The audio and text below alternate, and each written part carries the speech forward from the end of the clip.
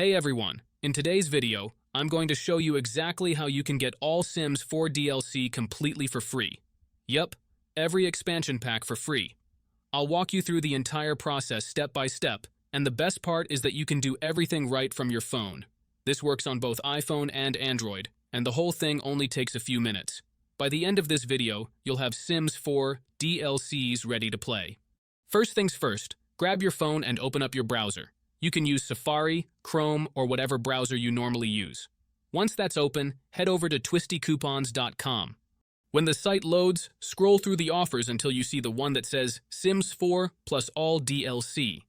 Tap on it, and you'll be taken to a page with some details about the offer. You'll see a counter showing how many codes are left, so don't take too long. These tend to go pretty fast. Now, once you click into the offer, you'll notice that the code is locked. Don't worry. Unlocking it is really simple. All you need to do is complete 2 quick sponsor offers. These are completely free and don't require any payment, subscriptions, or anything shady.